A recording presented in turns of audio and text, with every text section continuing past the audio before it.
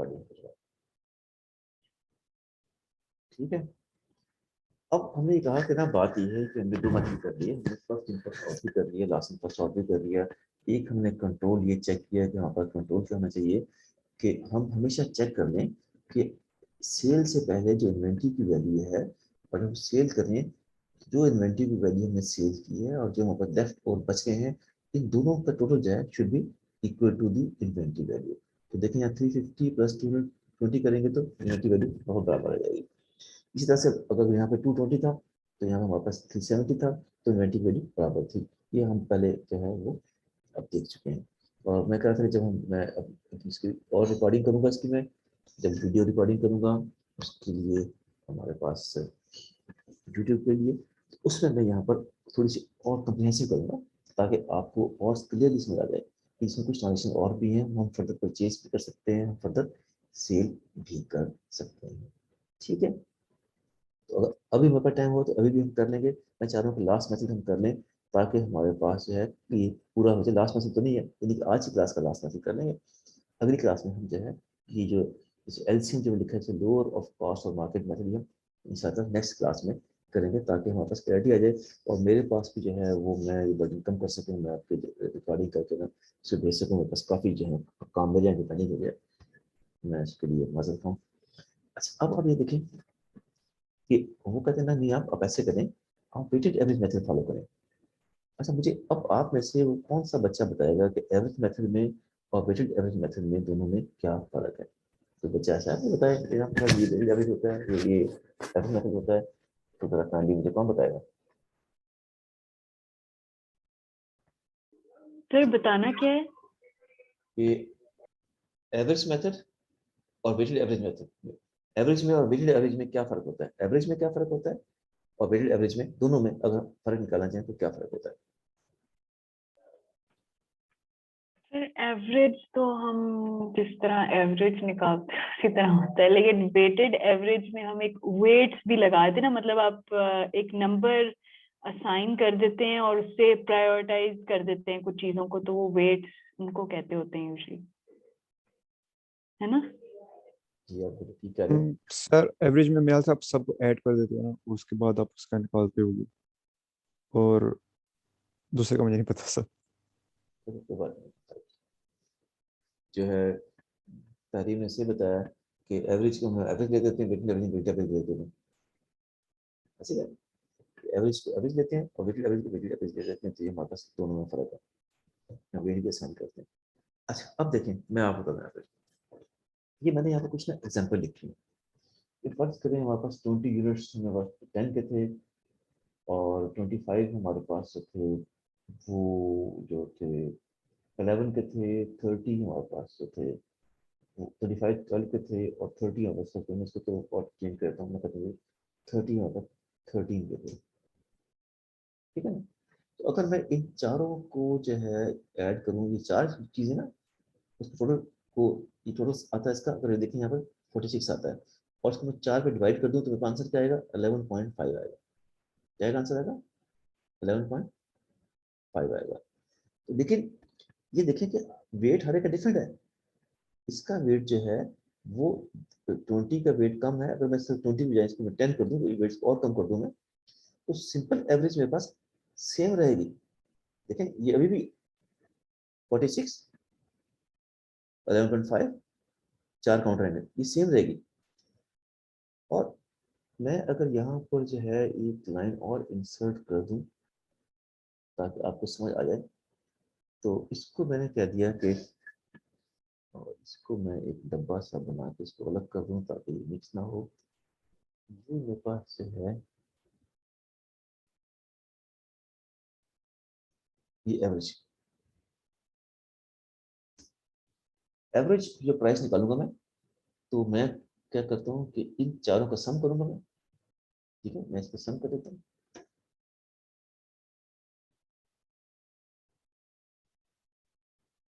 ये दिस, ये कितनी वैल्यू है? 4 वैल्यू है, डिवाइड बाई 4 करूंगा मैं, तो 4 किया तो मेरे पास सिंपल एवरेज आ गया। यहाँ पे क्या आ गया? सिंपल एवरेज आ गया।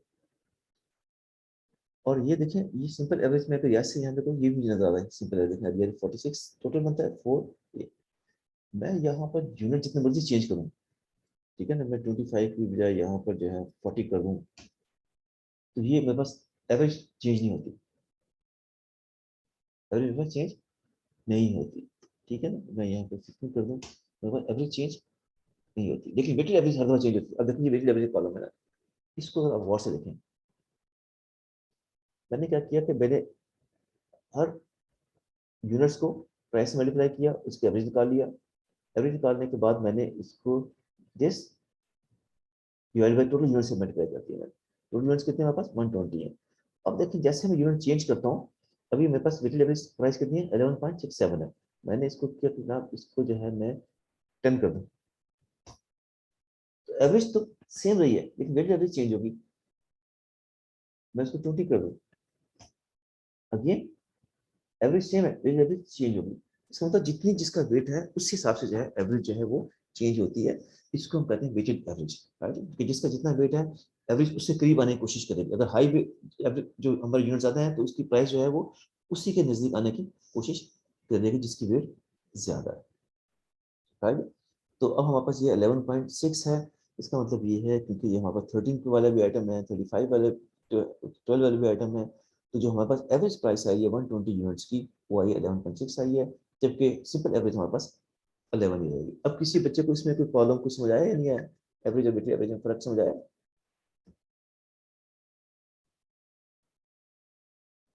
Hello, 1 2 3 4 5 6 7 8, hello. सर थोड़ा सा कंफ्यूज हो रही हूँ। थोड़ा सा कंफ्यूजन है, मैं इसको फिर दोबारा रिपीट करता हूँ। अच्छा, सिंपल एवरेज में हमने ये 4 प्राइसेस दी, इसको किया और उसको 4 पे डिवाइड कर दिया। उसमें ये दिख रहा था कि किसके कितने यूनिट, किसी की यूनिट कम है, किसके ज्यादा है। ये हमने इसकी जो है, इस जो है फैक्टर को हमने इग्नोर कर दिया, ठीक है। यस इस फैक्टर को हमने इग्नोर कर दिया, और अगर हम इस फैक्टर को इग्नोर करेंगे तो हमारी कभी भी यहाँ पे कॉस्ट रिकंसाइल नहीं होगी, कभी भी कॉस्ट हमारी यहाँ पर रिकंसाइल नहीं होगी, कभी भी बैलेंस हमारा बराबर नहीं आएगा, क्योंकि हमने इसके वेट को हमने छोड़ दिया। इस वेट को हमने छोड़ दिया। वेट मतलब है कि ये कितने यूनिट है। अगर फर्ज करें मेरे पास ये 100 यूनिट्स होते हैं, मेरे पास होते हैं, ये तो वहां पर देखें ये 10.98 आ गए वेटेड एवरेज, क्योंकि वेट देखें इसका ये 205 हो गया, कॉस्ट टोटल इतनी है, और 205 का डिवाइड किया तो वेटेड एवरेज हमारे पास इतनी आ गई, क्योंकि इसमें ये 13 के बजाय 10 के नजदीक है, इसलिए कि इसका 10 का वेट ज्यादा हमारे पास है। आपको बात समझ आ रही है? जैसे जैसे यूनिट बढ़ते हैं, वैसे वैसे हमारे पास ये एवरेज जो है, वेट एवरेज जो है वो चेंज होती है। और इसका थोड़ा चेक करता हूँ मैं। अगर फर्स्ट के टोटल हमारे यूनिट कितने हैं? 125 है ना टोटल यूनिट। मैं यहाँ इसको अगर कहें तो फार्मूला लगा दूँ मैं यहाँ पर आपको समझाने के लिए। मैंने ये कहा 125, ठीक है ना। और अगर जो है मैं ये एवरेज को अपने इन यूनिट से मल्टीप्लाई करूं, तो मेरा आंसर क्या आता है? 1438 आता है, जबकि मेरे पास टोटल कॉस्ट कितनी आ रही है? 1450 आ रही है। और अगर मैं वेटेड एवरेज पे आऊं, तो मैं यहाँ पर ये फार्मूला लगा दूं कि मेरे पास यहाँ टोटल यूनिट 125 है, और मैं फिर जो है इस वाले फार्मूले को मैं इससे मल्टीप्लाई करूं, तो देखें यहाँ मेरा वैल्यू हमेशा कितनी आएगी? जो टोटल वैल्यू है हमारे पास इन्वेंट्री की। अब देखिए मैं इसका टेस्ट करता हूँ। मैं फर्स्ट कर यहाँ पर 35 की बजाय इसको करता हूँ 50 मैंने किया, यूनिट्स बढ़ गए, इसमें कोई चेंज नहीं आया। देखिए यहाँ पर 1610 आ गया, लेकिन ये 1630 से कम है, रिकॉन्साइल नहीं होता। ये ये ये रिकॉन्साइल है, देखिए हमेशा कॉस्ट बराबर लाने के लिए। अब अगर फर्स्ट करें, मैं इसको 100 करता हूँ, नंबर ऑफ यूनिट 190 हो गए,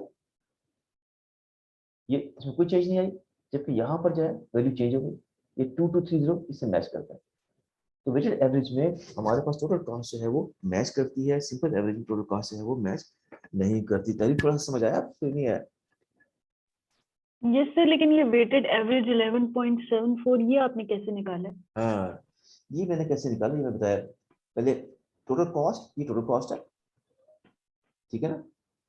टोटल कॉस्ट हमारी हम्म, ये 2230 है, डिवाइडेड बाई ये कितने यूनिट्स की कॉस्ट है, 190 यूनिट्स है ना, 190। डिवाइडेड बाई 190 कर दिया, तो ये कॉस्ट है।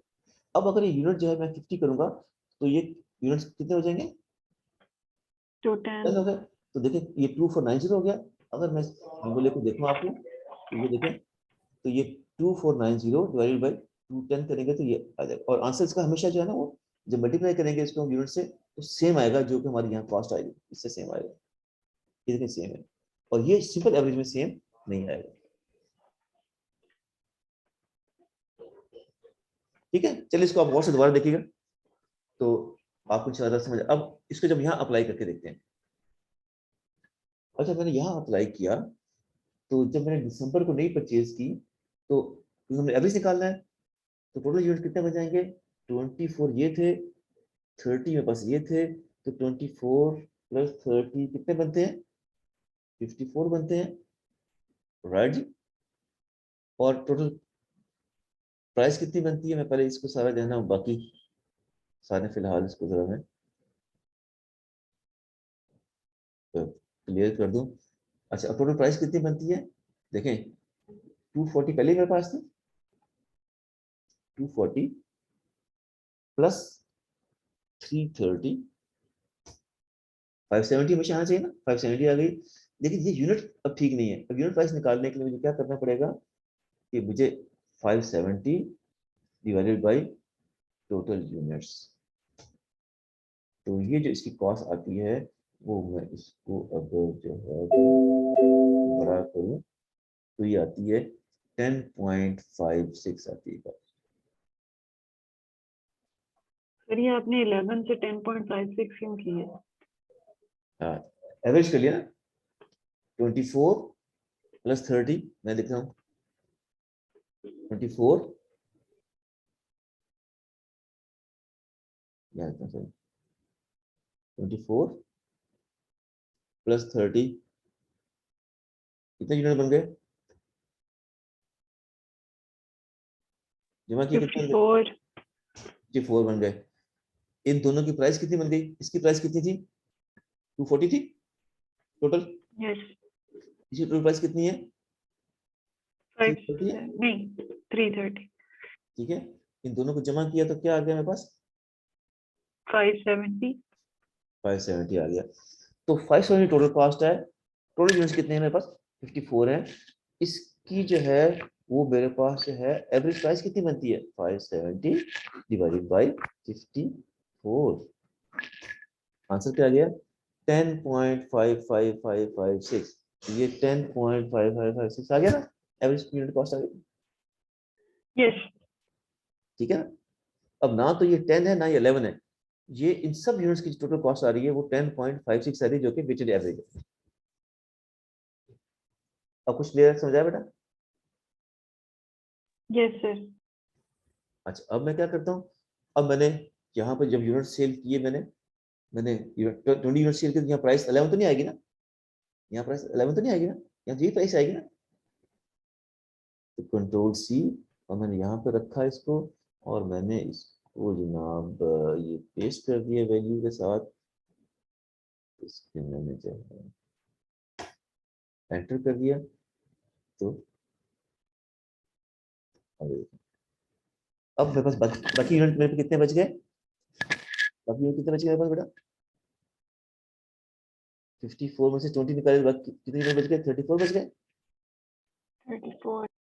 फिर 34 की प्राइस कितनी होगी, 10.56। जी जाहिर है इतनी प्राइस है ना, एवरेज प्राइस की यही थी हमारे पास,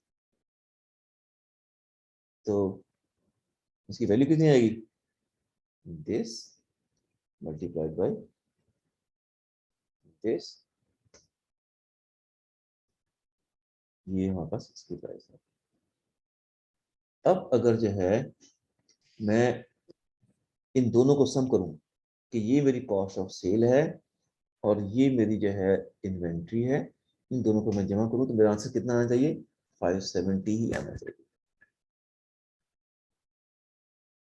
पास में आएगी बेटा जी सर।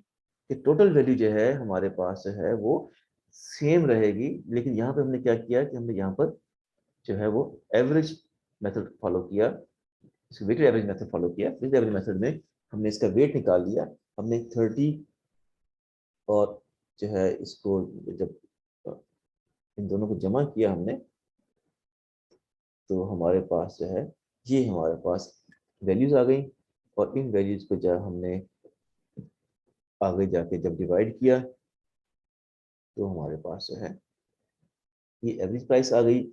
इसको हमने 2 राउंड, इसको राउंड ऑफ कर लिया, राउंड हमने 10.56 लिख दिया। और जब हमने यूनिट सेल किए तो हमने यहाँ ना 11 लिखा ना 10 लिखा, हमने इसको 20 से मल्टीप्लाई किया 10.56 को, जो कि इसकी वेटेड एवरेज कॉस्ट है, इसको मल्टीप्लाई करके हमारा ये आंसर आ गया।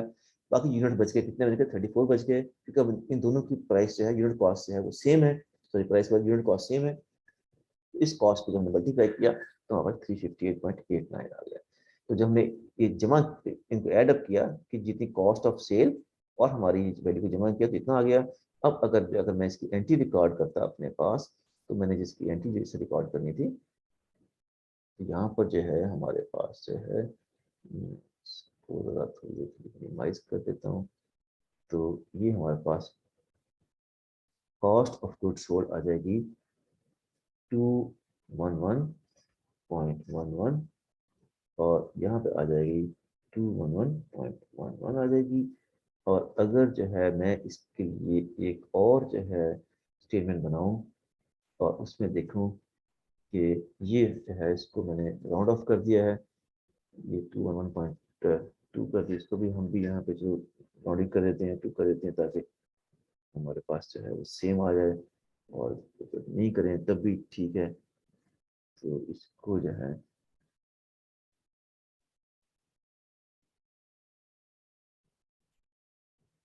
अब देखें कि अगर हम FIFO मेथड फॉलो करते हैं तो प्रॉफिट हमारा हाईएस्ट आता है, अगर LIFO मेथड करते हैं तो प्रॉफिट लोएस्ट आता है, जब एवरेज यूज करते हैं तो इन बिटवीन ये 80 और 100 के दरमियान में तकरीबन आ गया, राइट।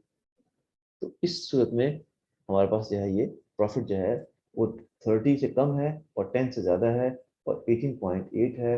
ग्रॉस प्रॉफिट हमारा ना 80 है ना 100 है, 8.8 है, और यहाँ पे 80 था, यहाँ पे 100 था, तो ये इन बिटवीन आ गया है। इस तरह से ये तीनों मेथड जो हैं वो हमने अभी तक किए हैं, इस तरह से वो बिहेव करते हैं। अब मुझे बेटा यहाँ तक जो चीज़ है वो अगर आपको समझ नहीं आई है तो मुझसे जो आप बेटा दोबारा पूछ लें, मैं आपको एक्सप्लेन करता हूँ, क्योंकि अगला मेथड थोड़ा सा वो भी बहुत मुश्किल तो नहीं है, आसान है, लेकिन थोड़ा सा वो लंबा है, तो वो समझाने भी मुझे जो है वो उसमें टाइम लगेगा। तो वो उसको कहते हैं लोअर ऑफ कॉस्ट और मार्केट। जी बेटा यहाँ तो कोई प्रॉब्लम, कोई क्वेश्चन?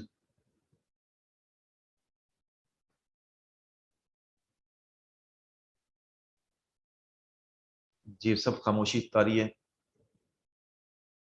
सर समझ आ गया। समझ आ गया? सुना? समझ आ गया जो बेटा? नहीं बोल रहे ना उनको बिल्कुल समझ नहीं आया, इसलिए वो नहीं बोल रहे। अच्छा चलो बेटा, मैं कोशिश करूंगा कि एक तो अभी ये रिकॉर्डिंग इसकी हो रही है, ये भी अपलोड करता हूँ मैं, कोशिश कीजिएगा इसको भी आप देख लें।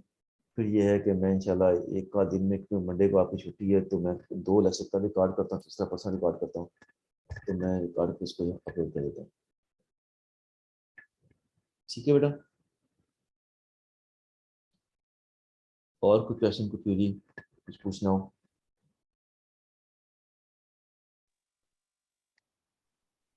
सर फाइनल में क्या मिड्स का भी सिलेबस आएगा या सिर्फ जो मिड से अगला पड़ा है वही आएगा? मैंने कहा था जो है ना, फाइनल में आपका जो है ना, एक वो जो इनकम स्टेटमेंट, बैलेंस शीट आपके आनी आनी है, ठीक है।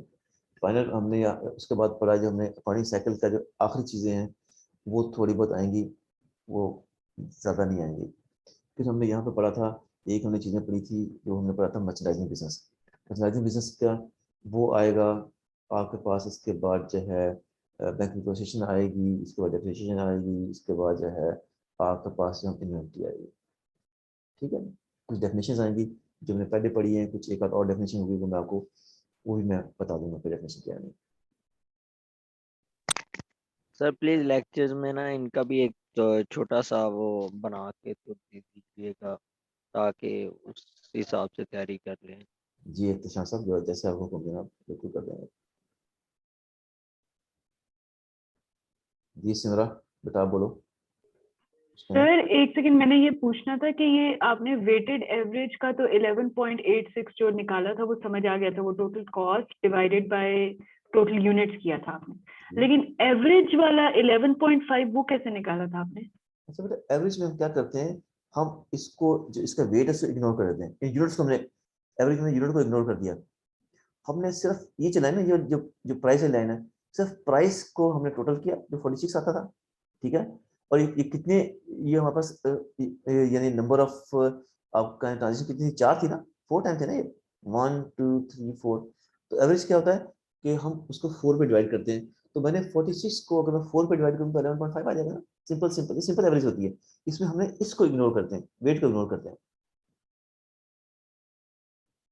अब अगर देखो यहाँ पे करो ना, तो ये जो हमारे पास है ना एक्सेल भी, ये हम सिंपल एवरेज शो कराता है, कहता है टोटल 46 है, काउंट कितने हैं, काउंट 4 है। तो 46 को 4 पे डिवाइड करूंगा आंसर क्या आ जाएगा, 11। ये यहाँ पे नजर आ रहा है आपको, यहाँ कर्सर मेरा, अगर स्क्रीन आ रही है आपको, ये सिंपल एवरेज है। अगर फर्ज करें मैं आपको जो है अ, ऐसे इसमें एक लाइन इंसर्ट करता हूँ और ये मैं यूनिट यहाँ लिखता हूँ। ठीक है, मैं यहाँ पे लिखता हूँ, फर्ज करें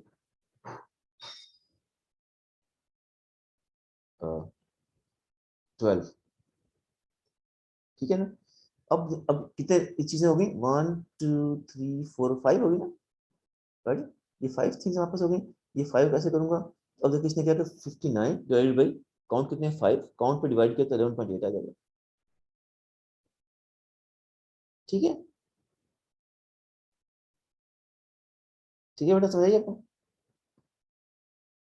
सर लेकिन 14.75 किधर से आ गया फिर? हाँ, ये देखें,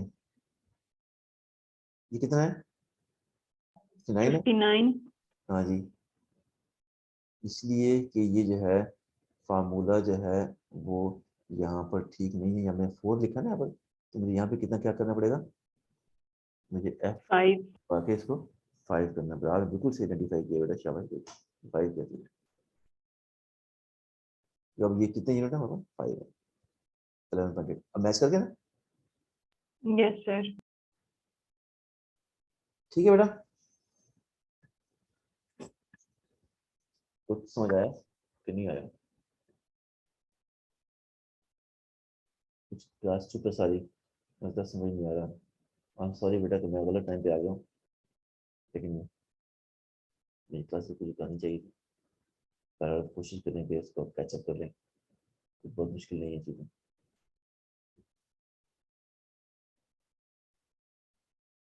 ठीक है बेटा, तहरीम, यस सर, क्या कहा आपने?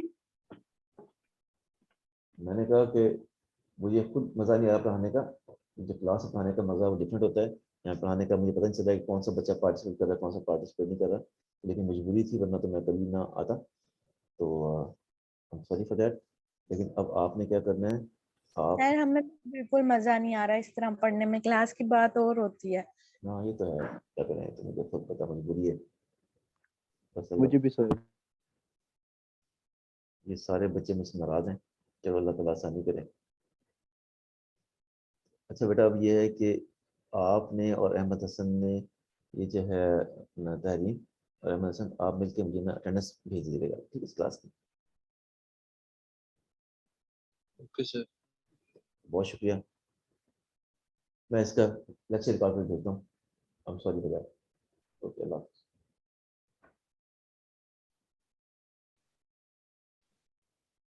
अल्लाह हाफिज सर। अल्लाह हाफ़िज़।